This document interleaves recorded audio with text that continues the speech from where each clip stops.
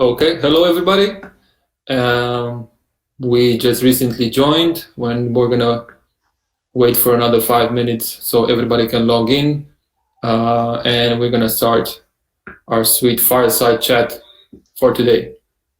Hello, Dragos. Yes, we will.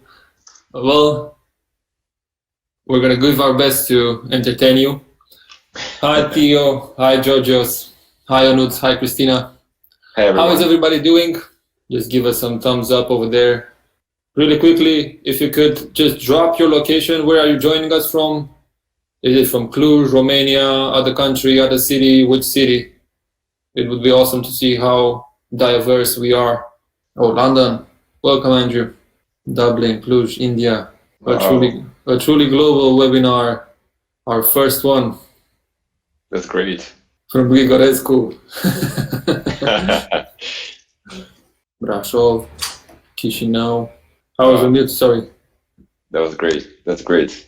Yes, Dragos is going to be recorded, and then we're going to repost this webinar under different formats on our social media profiles and accounts, also on YouTube. So you will have the opportunity to re-listen this in case you will miss something. Okay, we have 51 live out of 54.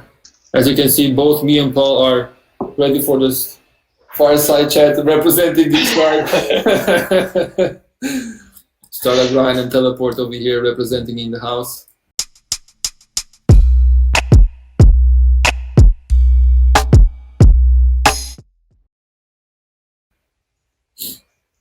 Okay, cool. So that's 5 minutes, guys. I think we can kick this off, and we're gonna take your questions at the end. We're gonna run into this fireside chat about 45 minutes. Start easily with some background checkups of Paul, and then run into what is our topic for today, and that is how to build products from Romania, and about our global topic, innovation. Cool. So thank you very much once again for joining this webinar and taking your time to listen this conversation for 1 hour. I'm truly grateful and happy to see that we had such a big enrollment to our webinar. We had over 100 registrations, so I'm happy to see that we have a really good conversion, right? To join in and log into to our first Startup Grind Cluj webinar. I'm Stefan Coitar, I'm the chapter director for Cluj, and due to the global context, we have been, let's say, positively pushed into the digital sphere to continue our events. Usually we do it also physically. And I represent Startup Grind, as you can see, and already are in the webinar. Startup Grind is a global community which has surpassed over 600 chapters. That means that it's 600 cities globally. That's the biggest global entrepreneurs community, you could say, on planet. And what we do is we showcase entrepreneurs and people that are doing things, that are changing and innovating. And through these conversations, we are building on a community that supports and helps each other in the first place. So don't forget, this is a free webinar, and also our physical events are free. So everybody who joins our events can freely sign up. If you come by Cluj, for the people that are not from Romania or Cluj. And our biggest, let's say, how should I say it, would be a great thing for us. It would mean a lot if you could share insights from this conversation, share what we post also on Startup Grind. That is our currency. We don't charge for any of our events so far, and the currency, once again, is likes, comments, and shares. So thank you very much for that. We're gonna roll into our conversation, and we're gonna switch to our fireside chat. Today we have Paul Brie, and Paul Brie is a friend of mine and as well an ecosystem colleague. We have been in touch when we are talking on a consistent basis around what's happening around the ecosystem, how is that, what's the evolution behind it, and what kind of other products are building, other startups are appearing in the market. You have already seen Paul's description. We have been circulating this around our communication around this webinar, and I would like to take the opportunity and win some minutes around it to go straight into and giving the word to Paul and present himself, who he is, and just a couple of questions around what his background is and where he's coming from. So, Paul, my first question will be, who were you at 10 years as a child? If you can remember, who was that as a human being? Yes, I can definitely remember. When I was 10, I was already in France, and I was studying violin, which became my first job, so to say. Actually, playing violin is not a job. It's more like it's not even a mission. It is a state of mind. But soon after, around 17, I discovered my first computer when my father brought one home. It was at the time a very old one for many people that are in this room, one with very few pixels and very few RAM and no mouse and things like that. And it was love at first sight. So that really changed a lot of things. But that was in 1992. So at the time, the internet was not what it is today. So it took quite some time for me to learn from books. And later on, my parents, I think, got completely mad with me because the bills for the internet on dial were absolutely humongous. But yeah, it was a great adventure, and still is a great adventure. I'm really happy to have lived a world without internet and to see how it evolves every day. It's absolutely amazing. Okay. I definitely remember the dial-up sound of connecting right through the modem. So this is something that I find quite often when we are having the fireside chat. So that's something that's always going to be very rooted in our brain, right? What did happen after that? How did you ended up coming back to Romania, and what's the story behind it? Yes, very shortly, I was born in Romania in 1975. Then my parents left Romania in exile for France, and I left with them. That was in '83. Then I spent 30 years in France, where I first became a violinist, as I mentioned. But also, I completely fell in love with computers and coding. I really discovered a world of magic, and we will probably discuss about that more today. And I built my first company. I was also a very unexperienced entrepreneur, pretty much a dreamer, but not. I had no clue about entrepreneurship, but I just felt that it was this huge opportunity to do amazing things with computers and coding, and somehow I just jumped into the boat and I sailed away. And for many years, actually, for about, I would say, 17 years, I continued to do both violin as a job and computing. So days were quite long, but I got a lot of benefits from that period, because I think there was a mix of habits that happened between the computer brain and the violin brain. And I think a lot of the creativity that I can benefit today is coming from this very interesting mix. I'm really happy for that. But anyway, at around 37, I did my last concert, and then I started to focus only on computers and IT. And also around that time, and that was in 2013, I moved into Romania, had a great job opportunity here. And then things just exploded. I met amazing people who became amazing friends and mentors. And yeah, Cluj was really an amazing place for me to be for the soon past 7 years now. So that's the story. And in Cluj, I've been engineering manager, and then I started to work with the informal school of IT. I fell in love with Flourish Accelerator, with the startup community here in the city.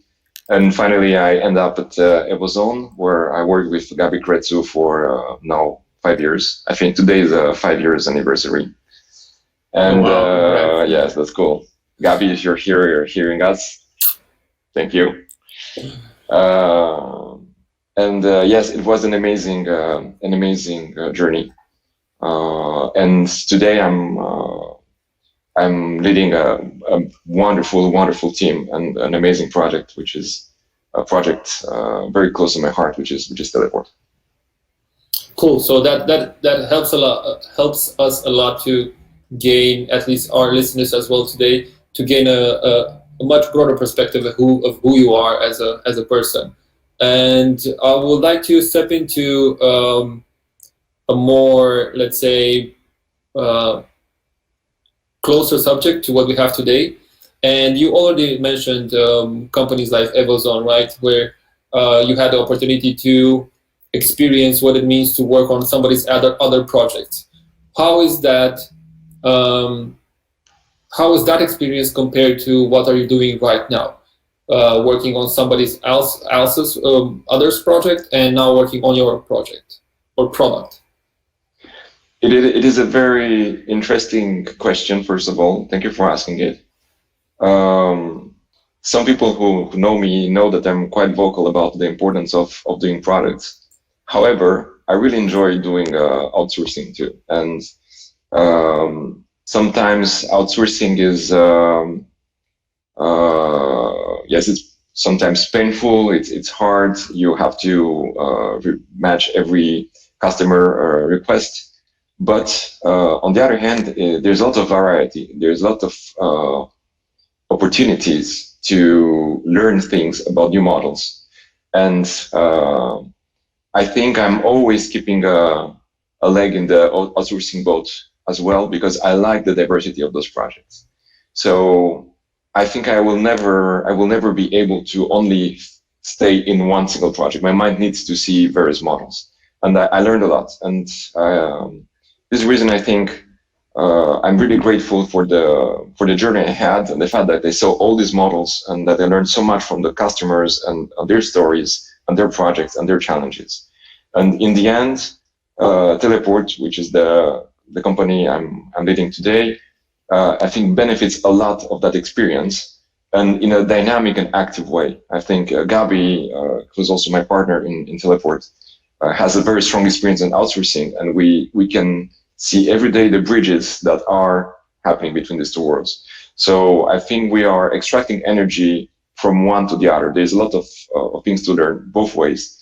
And the more we advance, the more I think the line becomes blurry between outsourcing and products, because in the end, outsourcing is about serving products. Sometimes you were probably having a mindset that was too focused on execution and less thinking or consultancy. But in the end, the value is in thinking with the customer if you're an outsourcing company. And I really see these two lines blurring. So somehow it was a great opportunity for learning, and I'm really happy for it. No regrets. How did you went into changing your mindset or perspective into having them both, right? Because it's hard to, I mean, not hard, but it could be difficult to just be on just a set of activities or tasks to be done repetitively every day, and then switch to a more dynamic and diverse activities like building in the process of building products and your own products or startups, right? and you get into go-to-market, you get into fundraising, you get into legal, finance, all those aspects. How did you manage those two? And was it easy or not? What did you do exactly in terms of habits? It's interesting. I think there is a nuanced response to that, in that sense that I would say there are a lot of activities that are common to both. Solving problems is something that you'll have in both ways. Technical problems definitely is going to be on both ways. However, I think the relations to time, especially when you're speaking about time to market, is different. The pressure regarding a deadline sometimes might be different. Sometimes your customer is putting pressure on you to meet a deadline, and you have to make everything that is in your power to do so. And that's a type of pressure. But the pressure that you will have with your own deadlines as a product is a bit different. The stakes are of another nature. Sometimes it's a matter of life or death for your product. While you would say it's not that you care less, but in the end, it is your product. It's your customer's product in the outsourcing case, and sometimes you don't feel that urgency. So there are little adjustments that you have to do, and you need to switch perspectives. I think if I really have to draw the line, there are probably one or two things that I remarked that really need a mindset shift, and this is quite important. One is really understanding your industry. When you are serving a customer, it is sometimes enough for you to understand the basic of that industry. You don't need to know all the competitors, how they're doing their business models, and all the huge tree of dependencies and information that consists in the knowledge of that industry. However, when it is about your product, there's no way that you can avoid spending so much time in making research, understanding deeply how your industry evolves. And understanding your industry is not a static thing as well. It is something that you build over time. You basically, every week, I would say, you take snapshots of your industry, understanding how it shifts, how the context is shifting, how the industry consolidates or is reshaping around a new event. And this is extremely time consuming, something that you would probably not take care of if you were serving the customer. You would be more focused on the execution part. So this is one thing that is really important. I think when I look at my time distribution, a lot of my time today is spent in monitoring and understanding what happens in our environment. So this is one. The second one, which I think is quite interesting, is this relation that you have with time. Many people that are in the startup world know this mantra, which is that you should, if you deliver something which is perfect, you're delivering too late. It's really hard, especially for an engineer, to switch for this mentality. And it's very interesting because it's related to your ego. It is related to some core beliefs. So if for all your life you've been trained to deliver fantastic technologically polished products for your customers, and the next day the request you receive is to deliver some feature that is quick and dirty just to test the market, mentally there's a collapse. It is really, really hard at the beginning to build this switch and say, now I'm like in super precise mode, and now I'm like in dirt mode. And basically, every time you have to deliver a feature, you have to make a call between these two modes, or a variant of those modes. Do I spend a lot of time to polish? Do I test quickly? This is very interesting, and I really relate to this phenomenon, and I always compare it to this I think beautiful description of the 70-20-10 rule. I think we probably talked about that in the past. It is called the 70-20-10 rule of innovation, which says that in a company, if you want to really be performant, you should spend 70% of your time doing the steady things, the important things, the basis, consolidating what you have, consolidating your assets, 20% on incremental innovation, and 10% on disruptive innovation. So if you are able to build these proportions in your work, statistically, apparently, there are huge chances that you will become a good performer in your industry. However, what nobody says, or it's really in the fine print at the bottom of the contract, is that generally the 70 and the 20% people who are in charge of those zones, which are extremely important, have a natural tendency to kill the 10% of disruptive innovation. It's just a natural effect that is not a good or bad thing. So I think one of the most important thing for me to manage in general in leading Teleport is to talk with the team a lot about these proportions and to understand that it's not about people. I would say it's about activities that we have to map on these three segments. Is it like a long-term activity, sustaining our assets? Is it incremental innovation, or is it disruptive innovation? And then we have to agree upon how we distribute our energy on these three buckets of activities. Okay. Since you already mentioned a couple of things, I'm gonna connect to them. And you mentioned something at the beginning of answering my question. If you could give me three things that are seen hard to get in building products from Romania, and we don't have them over here. Things are changing for better, but I think we have a very bad understanding of marketing, at least in the digital part. Over my last 7 years in Romania, I've definitely seen an improvement. I think there are new kids, new young marketers that are starting to learn very quickly, and they're doing a fantastic job. But they are not replacing the really experienced gurus that North America essentially has. And I think we all know that there are several kind of digital marketers, but some of the best in the world still are the North Americans, are the ones who really had the first SaaS product or like global products. I think Europe is trying to catch up, but it's still a fragmented market. And Romania is really a small market. So this would be the second topic. So the first topic to resume would be that we lack a good understanding of global digital marketing, what that means. Second thing for Romania is that we are an extremely small market. So we have a tendency to solve local problems, which then definitely sucks our brains and our lifetime in solving things that are important for ourselves in Romania, but they are hard to scale outside. Or when we need to scale, then we somehow need to break it and then reconstruct. So I think that's a huge challenge for the Romanian ecosystem.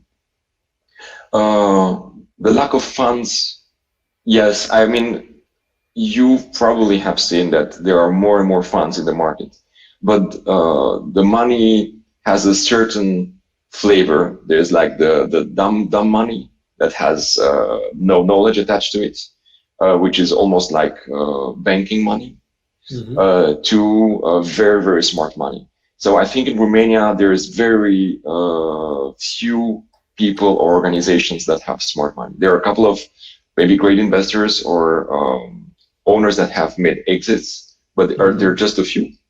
Now we start to have money with which comes with some knowledge. I think some venture capitalistic funds are starting to do some interesting things. So there's a progression. But when you want to do things that are more extreme, which is our case at Teleport, then there's a void. And I think those conditions somehow are shaping the options that every global entrepreneur will have if she or he starts from Romania. These are maybe the three difficulties, but there are also some great assets. So if you ask me the question, I tell you about the assets. Thank you for that. And you said that there's a, let's say, bad understanding of marketing of the startups or products that are being born and built in Romania. What would you're running now a very innovative startup right now. What would you ask a marketing agency that would pitch you? Oh, it's a good question. I think marketing agencies in Romania, because of the nature of the market, are generalistic agencies. Somehow there's no other way they could survive. They cannot have a customer. I don't think, or I don't know in any case, an agency that would be specialized on software as a service, for example. Maybe they are, but I don't know them. This is not common. Mm-hmm. So I think there are a lot of smart people that understand well the digital marketing tools, but deeply understanding how, for example, an industry like the SaaS industry works, and in that industry, sub-industries, that needs a lot of time and investment and experience. You have to live for years in that field to understand. So somehow, even if you're a good person regarding the tools and regarding the campaign that you can do, if you don't deeply understand the topic, it somehow doesn't work or is not efficient. And in some cases, it can even be harmful. And we definitely, in our case, when I see other companies, we're focusing on growing people in marketing by spending a lot of time explaining to them the industry. So for now, we're doing it internally. And eventually to attack a global market, we're considering to work with people that have already spent years into that industry. So probably it's just too early in Romania. And at this moment, we are building the first generation of specialists for global marketing products. Thank you for that. And I already asked you what we don't have in Romania. And my next question would be, what do we have in Romania that we can use as a leverage to successfully create products out of here? A lot. Let's not keep to Romania, but I think the markets close to Romania are quite similar. But what would be that we have in Eastern Europe and we're not leveraging? So this is not a pitch just for the audience. This is not a pitch to sell services from Romania, but this is actually trying to let's say pinpoint and put in front of the eyes of the let's say wannabe entrepreneurs or entrepreneurs over there, and just to make them see that there are things that they can use and they are not using. So yeah, go ahead, Paul. Yeah, it's a beautiful question. I love it a lot because it actually allows us to speak about the potential of people. And I think Romania and the region, that's all this Central and Eastern European region, has an amazing potential because of the people, especially the young people, that are learning a lot and that have no strong opinions yet. So their capacity to learn a thing or another is amazing. There are some countries in if you look in Occidental Europe where the people have very strong opinions. It's really hard to attack a new segment. They have some beliefs or strong beliefs that are hard to move away. So I think one of the strongest traits of Central Europeans and Eastern Europeans is that they can tackle any kind of challenge. So that's one of the most important. And I think this is important to mention because that means every new topic that appears on the table could be treated as well by a Central European or Eastern European as anybody else on this planet. So that's a great asset. So everything is possible. Second thing I believe is, and this is something that I really try to work on help with, is about collaboration. I think Central European and Eastern Europeans could work a lot on their collaboration skills and generate explosive value, which they start to do by necessity, but it should become a mantra. Like we should be a collaboration first type of population. And I think this culturally starts to happen. The European Union helps for that. The initiatives that are around help for that. For example, this event is also about distributing this knowledge.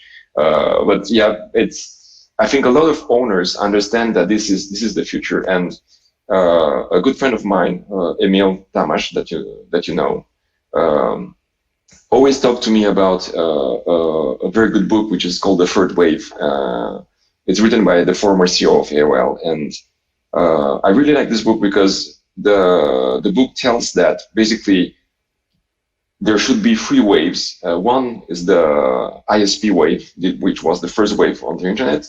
Second one is the wave of the huge cloud providers, that's Facebook, Amazon, Google. And the third wave is the wave of the small aggregations of specialized providers. So little company or owners that are forming together very quickly in different combinations and deliver a service, a new type of service at light speed or quicker than one of the second wave providers would be able to do. So I think we are definitely in the third wave right now.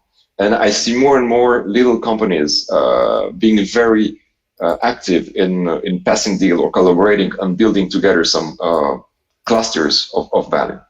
So I think this could be the turning point in my opinion for the Central and Eastern Europe if we are starting to be good at that, on clustering our competencies and knowledge at a very fast pace, and by consolidating those competencies very quickly, we could become very meaningful. Mm-hmm. So this is for me a fantastic opportunity.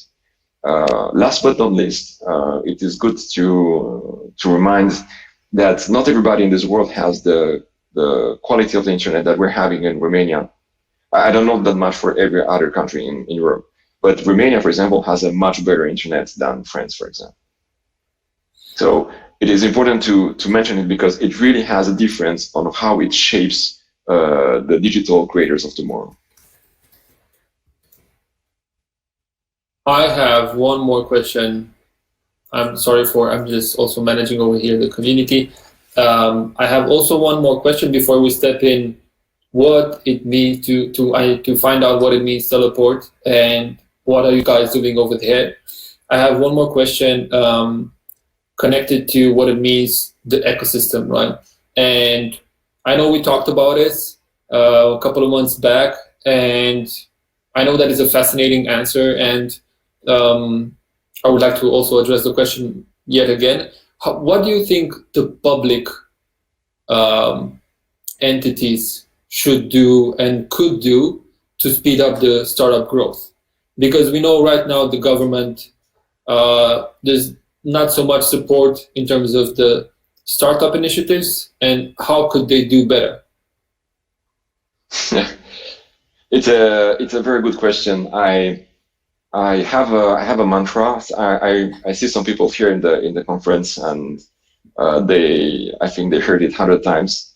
I think one of those is my very good friend Bianca, who is the manager of the Transylvania IT cluster, and many others. And I learned something 3 years ago that has become a leading point into my life. It's not even like my professional life.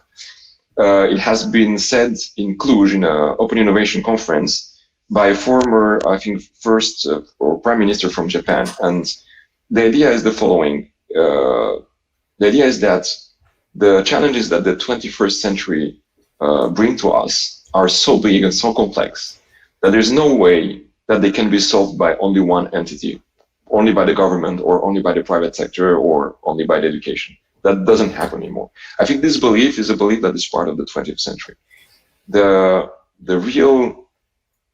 I think the real answer to every single challenge of the 21st century is behind this concept of what that prime minister has called, or at least in my understanding, has called the Society 5.0, where any challenge can only be solved if the private sector, the public sector, the education sector, the community, we the people, individuals, and the environment, which is a passive yet important partner, are working together to solve that issue.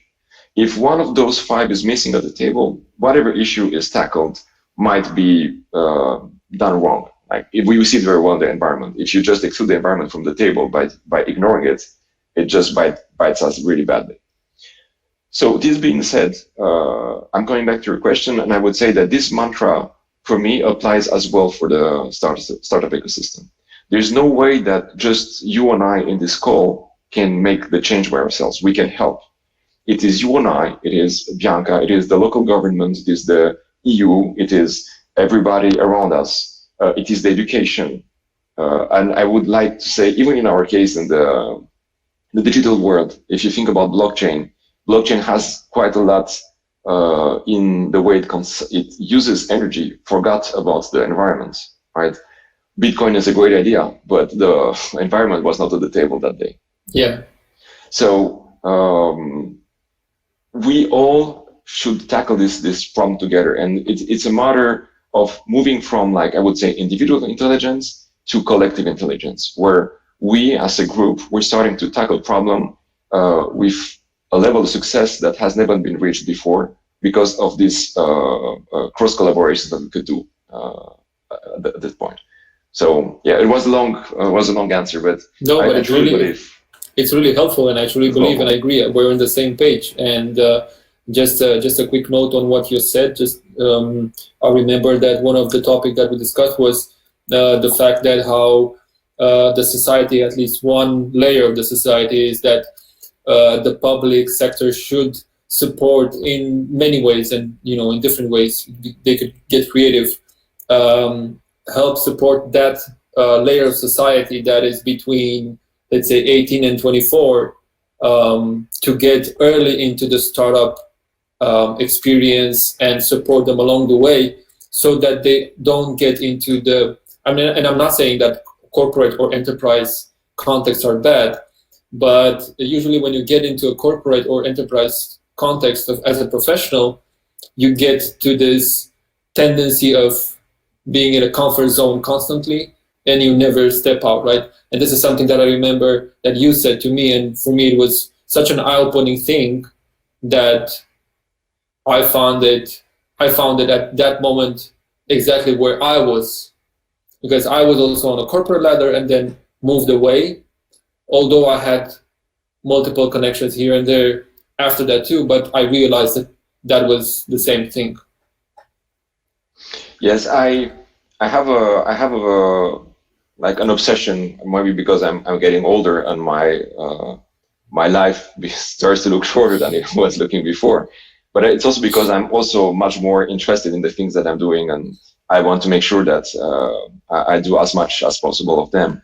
And I think it's very interesting to see that time somehow should be spent either with an extreme precision. You should really target everything on which you will spend time, or you should spend time with no precision at all, as if it was eternal, and then you become eternal. If you like spend time without counting, it's for that amount of time you're eternal. So I think somehow you should be extreme. If you're not in an eternal moment, you should be in a very precise targeting moment when using your time. And if you think about this, but not at your individual scale, but at the society scale, and you think about the tens of thousands of hours that are available in the brains of our kids every year, I would say per kid, but let's say you take all the youth of Romania or all the youth of Europe or of the world, and you just try to figure out or have a mental graph of where they are spending their mental time. You can definitely say some of it has some kind of value, some of it has another type of value. There's a subjective perspective on this, but there's also an objective perspective of this, saying that if they're watching TV for 8 hours, it's probably less good for us than if they were learning for 8 hours. But if they were not learning for 8 hours at a regular pace, but each of them at their best pace, that would be even much better. So there is a scale in the way you could progress. And what it is obvious for me, and we've seen this in Romania, but I think it's all over the world, it is that the youth today has stronger capabilities to learn things than the educational system overall has to provide information. So somehow the normalization that the school brings today is cutting the edge of the best possible progression. So some kids could learn more, not necessarily only outside, but with a mix of outside information and structured information from the school. So in the end, if we think that some issues that are affecting us, and let's take one which everybody is aware today, like COVID, it makes a difference if you have 10 scientists or if you have 1,000 scientists. Yeah. It matters on what topic they're checking or not. And I think I read recently something that was really interesting. It is very interesting to compare for each country the number of soccer players and scientists, right? I've read it too, yeah. Yeah, isn't that funny? So Yeah. I love soccer. I'm a soccer player. So for soccer players, this is a disclaimer. I love you guys. But in the end, it is quite important to see that there are some metrics that are showing that our intelligence or our capacity to grow is somehow focused in an area or on another. It's also like a magic trick. Like I'm taking your attention, sucking your time, and during this time you're not making any progress. But if I'm taking all your attention and focusing on something that we consider subjectively maybe though as being important at a nation level, that can make a huge difference. And last but not least, I really love a quote from Idriss Aberkan. He's a French scientist, and that this remains with me every day. And he said the following: he said that if you really want to perform, you need to have interest for what you're doing. You need to have time for what you're doing, and you need to have the concentration span. So you cannot be. It's not enough to have time 30 minutes every hour. You need to have enough time to reach your concentration peak, and then you can start to progress.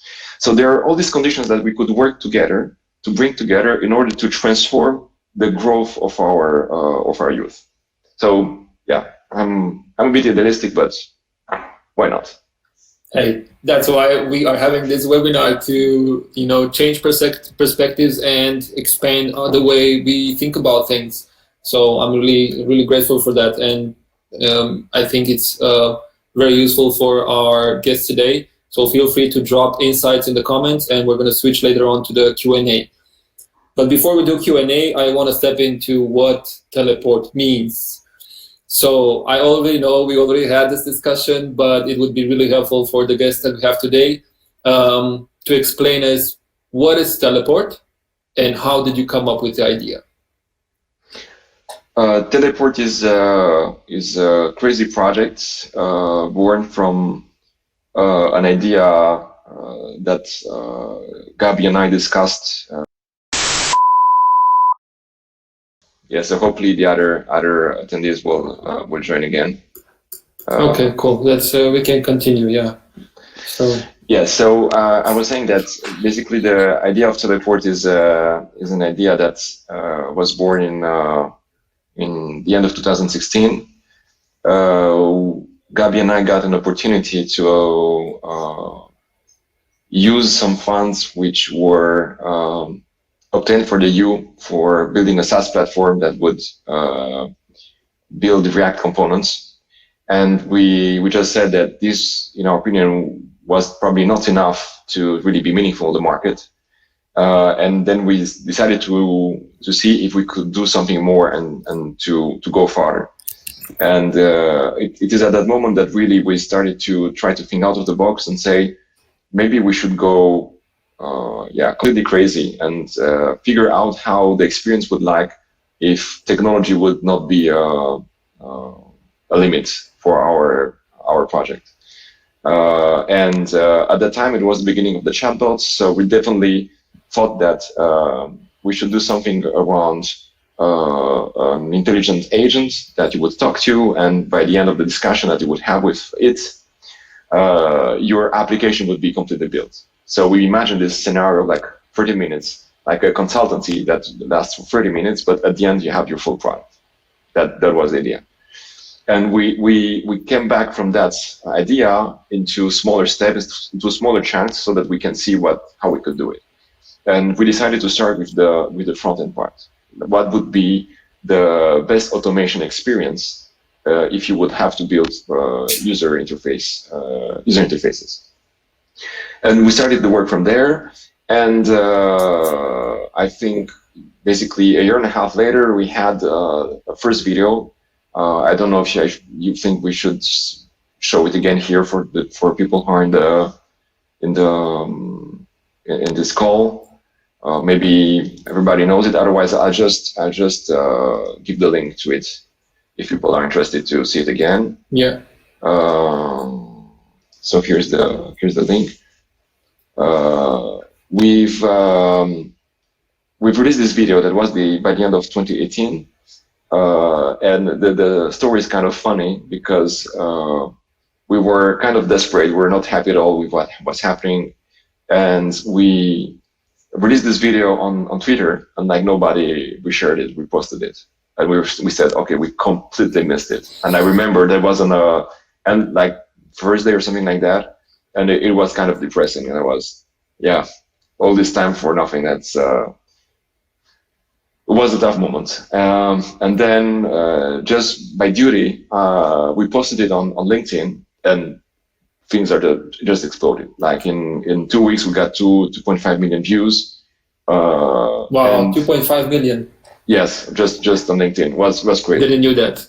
Yeah, no, it was interesting. So what was very interesting about this video, it is that it touched the imagination of the users. Mm-hmm. It's obviously, it wasn't yet ready. It was just like, it could have been a fake video, but nonetheless, people reacted very, very strongly to it. So then we really realized that there was something there. And then we decided to continue to go on that direction. So that's the main idea behind Teleport. How can we deeply automate the building of user interfaces? And I think the interesting topic is that, and we discovered it too on the way, that it is much more complicated than it seems. Even though I spent probably half of my life building user interfaces for various customers or in various formats, I never realized how many decisions I was making every day for those customers. And we started to really understand that it was not a problem like identifying a cat or a bed or a car in a picture, which is a kind of almost not a binary, but it's a simple problem. Yeah. Like it's almost like a function. In fact, for building user interface from, let's say in our case, a whiteboard to a high definition user interface, there are hundreds of decisions. And we learned a lot on the way in that sense that I like to give this image that in fact, the way we are looking at machine learning and artificial intelligence today is not as a big hammer that you just take and you hit on whatever and it just solves the issue by training. And if it's not good enough, you train it more. That doesn't work for everything.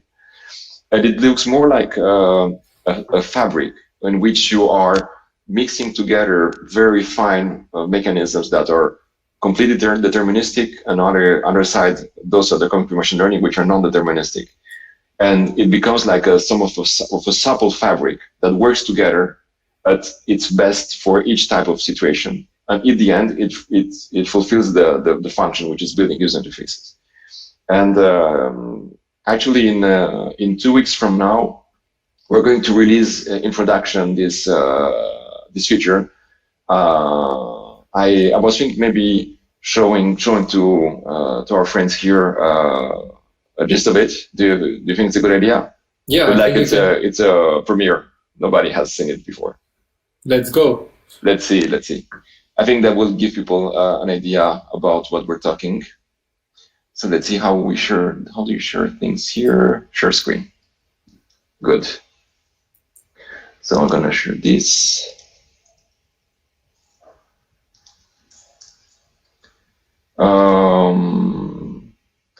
Yes, so you see now a canvas, but here we preloaded some things, some scans that we have with our Vision API that are taken from whiteboards. This is the first result, and as you can see, as soon as I'm preloading some data, the engine here in the right side is making the decisions and draws the information.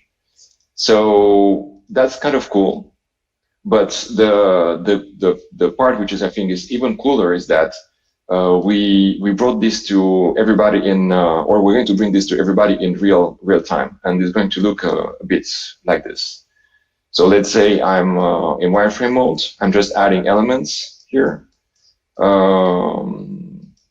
as soon as I make some low definition decisions, the engine makes high definition decisions on the right side. So you can see that it has detected that those 3 images are into a container. I'm going to add some paragraphs, and let's say this case here is kind of simple. Like it's not a big deal to detect things that are all aligned. But for example, I can have some new things and deciding that I want to add some rules. For example, I add a container here that will collapse those 2 together. And maybe I want a logo here in the header, and I want to have a couple of links, not labels, links here. And this will become automatically a menu. And while I have spent very, very little time in doing here some, I would say, low definition thinking, all the decisions have been made in the background. So at any moment, I can import this into our playground, which is our high definition SaaS platform where you can build user interfaces. And as you can see, everything that we have done in a wireframe mode has been automatically transformed here into real code. So this is something I spent years in my life doing, yes, for hours and hours. And this is just the beginning. I won't get into the details, but we're working on really crazy features where this will be the design system of your company. You are going to be able to inject other design systems. We have aesthetics metrics that are going to give you an insight about how accurate your website is. You're going to have a lot of little plugins that will solve issues that in some cases you were aware of and you were trying to solve, and many other issues that you were not even thinking of and that are going to be solved for you at runtime. So this is I believe a game changer, and it's something that is one of a kind. I don't know anybody else to have a layout engine of this kind available today in the market. So in a nutshell, this is what we're doing at Teleport. And for example, to show you something which is more of a high definition, our website, the Teleport website has been built with it. So this is a more, I would say, traditional approach. But in the end, you can build full websites with our platform. So it is this mix between, as I said, this fabric of very smart and precise and refined algorithms that are both deterministic and non-deterministic, that are coming from the machine learning part, that are working together and that will accelerate the process of building and maintaining user interfaces like dramatically. We expect to have 4 to 5 to up to 10 times improvement in this process. And yeah, that's what Teleport does in a nutshell. It does a lot of other things, but I think this is enough for this presentation. So I think this is great because it has a visual representation of what the product does, and I think it's the best. I mean, it depends on who has what kind of style of learning, but a visual way, it's really easy to understand what the product does, and I already know it. I'm super fascinated by it and what it can do. I also see like the next unicorn is gonna be TeleportHQ. I'm a big believer of that, out of Eastern Europe. But going a bit further, and if people have technical questions, please drop it in the Q&A. But going a bit further, who can use your technology, or what kind of use cases you have that this technology can be applied, and it could relate to what kind of customers? Thank you for that question. So it is a question that we as a team chewed upon for a very long time. And it's very interesting because each of us see interests for that technology and its application in different fields. So I would say the following. The long-term vision of the platform is that it's going to become a collaboration platform for everybody that is involved into the process of building user interfaces. And that goes from the content provider to the marketer, the project owner or the business owner, the developer, and the designer as well. I'm saying this because there is a lot of pain today in the industry because all these people, all these roles, they're speaking different languages, and they are for now living in different tools. And one of the first attempts that has been done has been to build bridges between the design tools and the project management tools and the thinking tools, and those bridges are starting to be somewhat efficient. But in the end, there's only one source of truth, and that source of truth is the code. The source of truth is never in another place, because in the end, the product is going to build with code, at least for now. I don't know in the future, but that's the point. So our perspective was to say, we have to start from the base, and the base being the code. Our platform should start to deal with the code very, very well. So the first customers that we will onboard into the platform are developers. You need today a certain level of understanding of how user interfaces are working to be able to use it. However, as you have seen, with this new addition that we're going to launch in 2 or 3 weeks from now, people that don't have yet the knowledge of how building user interface can play with a whiteboard experience and obtain a, I would say, ugly but functional structure. That is much better than nothing. So it is the beginning of a new layer. And we are believing that even though developers are first-class customers today, other type of customers are going to have a strong interest to come into the platform and to see how it works. And we're leading a lot of interviews, so to see how we can build for each of them experiences that are matching their needs specifically. So it's like a cake. For now, the base of the cake is for developers. I think designers and content providers are going to be the same, the next level. And then we'll probably end with the project managers and the marketers guys. And the platform has a lot of features that are really interesting. One of those, which I have not demoed here, but people can try it if they want, is that you can instantly publish any version of your application. So for testing purposes, for quick iteration, it has already very, very interesting bones. Around the quick iteration, I feel myself very, let's say, acquainted to, because like I said, I've been part of the enterprise section as well. So I know how, although we say it quick iteration, I know that it's not quick iteration. So a quick iteration of just a simple wireframe of scoping or trying to be creative around some kind of new concept can take from 1 week easily to 4 weeks. And I think with Teleport, you get it done, minutes? I guess so. Yeah, I wouldn't say minutes. We have to be realistic. We are at the very beginning of Teleport.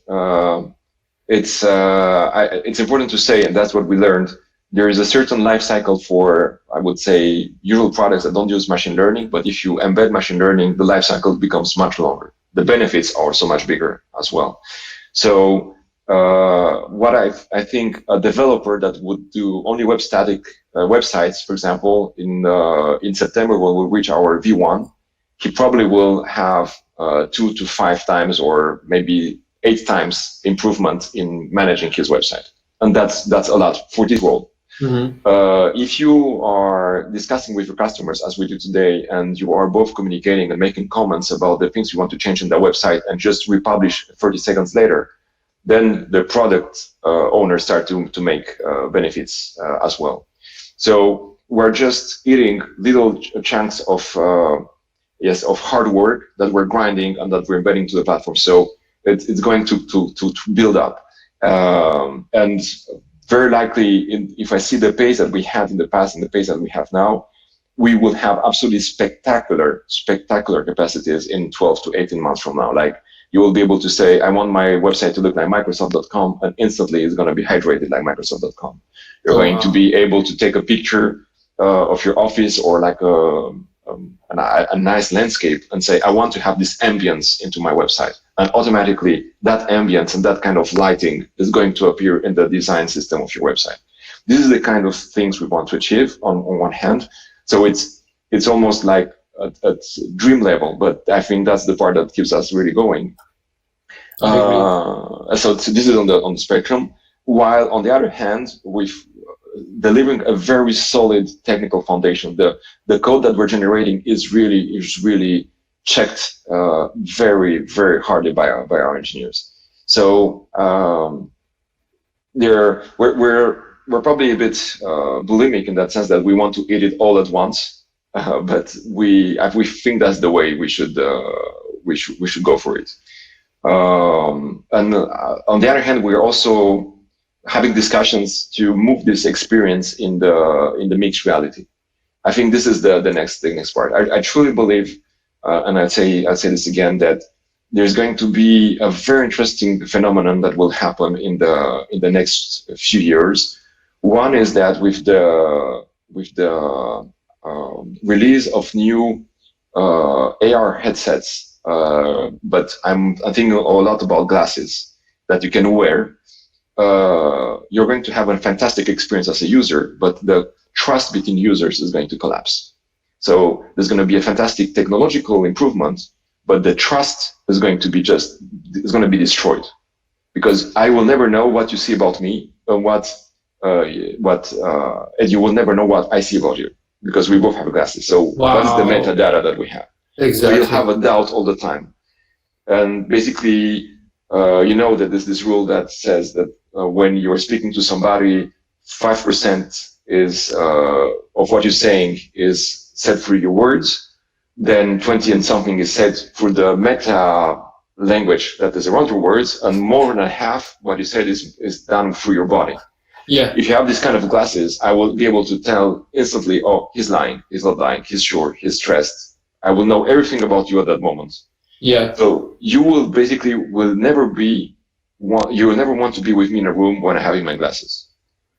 But so this is going to be that's taking freedom away from you, and it could easily spin into breaking the society as a whole and going into the other way and the other direction from what we were saying previously, like collaborative.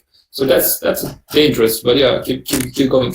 So that's interesting. So that's my prediction. I think this is going to happen, and the solution to this is going to become holograms. And holograms they're technically working today, but they're still in their infancy in many perspectives. But there's going to be such a social pressure to restore the trust between people that holograms that you and I can see in the same way, we have the same access to that hologram, are going to become our future very soon. And what we really are working hard in Teleport is to get at the level where our technology will allow you to just manipulate and build your interface with only the hands and just by talking to your agent. So it's going to be a hologram experience where all this knowledge that we're building into Teleport will be injected into, I would say, yes, a hologram experience. Yeah. And I can't wait for this to happen. I will see this in my lifetime, in my professional lifetime.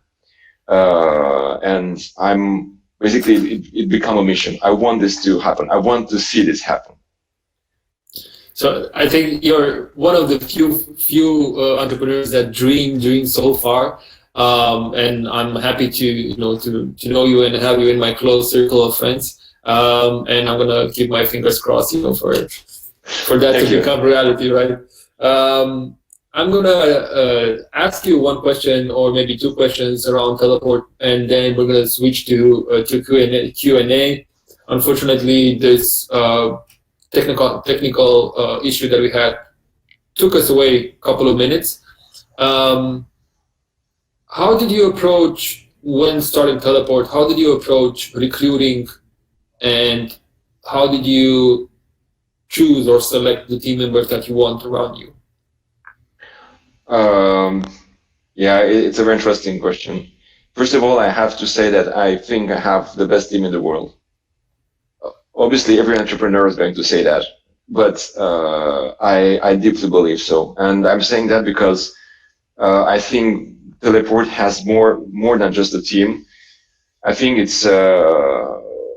we became a group of friends, and it's not only about technology, it's about the mission related to the interaction between human and machines. And I think we also share a set of core values which are even more important to us today than ever. And I would say that very likely, even if Teleport for some reason doesn't succeed, the team will probably continue to do other things together. So it was not Teleport was not a technical recruiting process. We were together before Teleport. Most of us met in Amazon before, or around the JS Heroes conference that you probably know that we're organizing in Cluj, around this community spirit that we started years ago. And it was sort of a natural selection so far. That probably won't scale, but yes, I would say it's an unusual and lucky situation. Okay. Not, for example, I haven't been so lucky in my previous attempts and building a startup. So I'm happy that that kind of synergies happen and startup happen. As you said at the beginning, the ecosystem starts to change, and the new breed of entrepreneurs are coming in, and also new ways of thinking around the people that are forming teams and startup teams. So I'm happy for that.